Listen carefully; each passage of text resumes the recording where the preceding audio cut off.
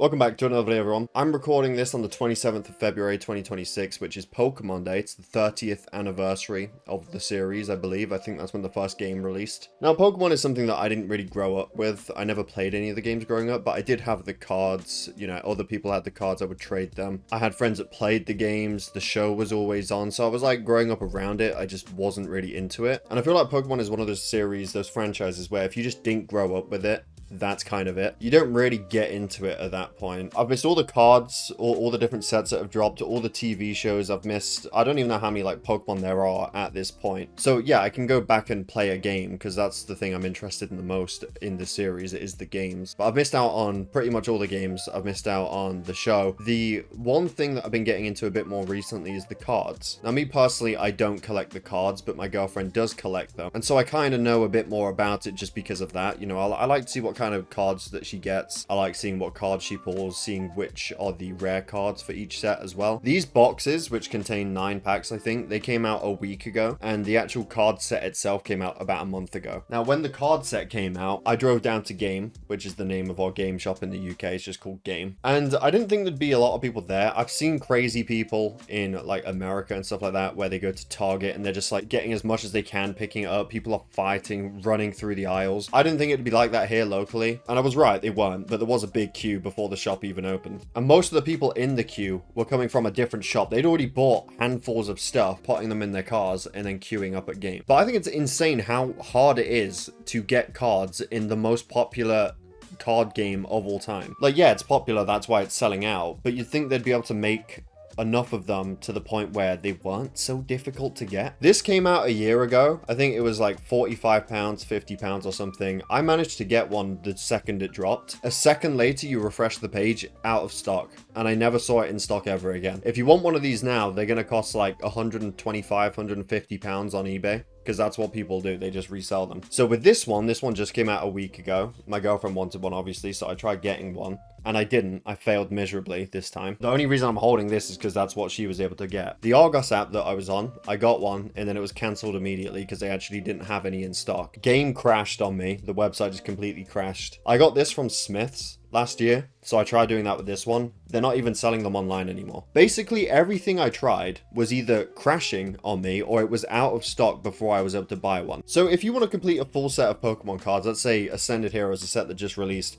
how are you meant to do that if these things aren't even possible to find or ever purchase? The only way I can imagine you get a full set these days is you have to buy from resellers, unless you're really lucky with restocks, and then you would need to get good pull rates of things that you haven't already got, no duplicates. And maybe you could buy individual cards on eBay. That might be cheaper than, you know, hoping to pull something that you don't already have from a random pack. I really do feel bad for people that actually just like the game.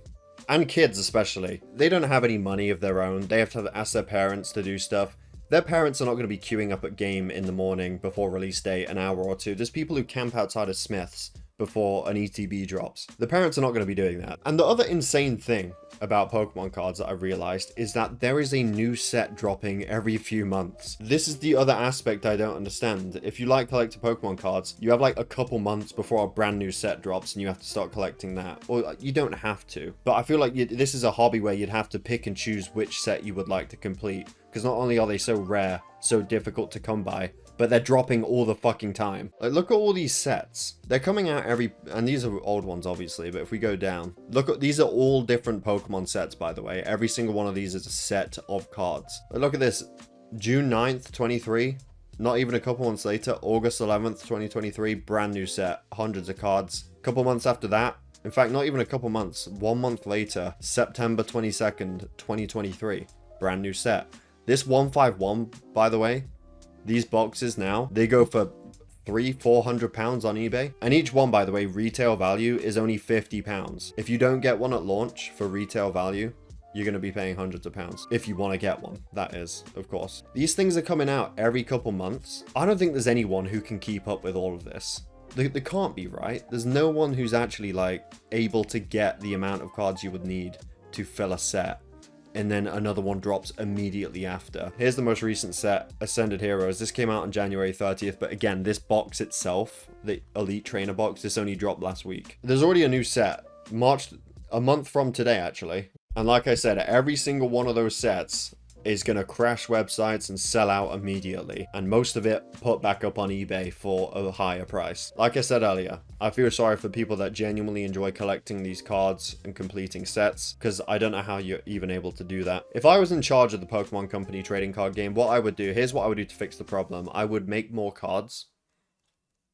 Whatever the number is that they're producing them at now, if that's not enough, then just start making more of them. They'll still sell out, but they'll be easier for more people to get. And I feel like they should support each set for longer. I don't know, it seems like a lot of the ETBs on the Pokemon website, the ones that from like a year or two ago, they just aren't being made anymore. I don't know if they are or not. Like I said, there's a new set coming out every couple months, so I don't know if when that happens, they just stop making the older stuff.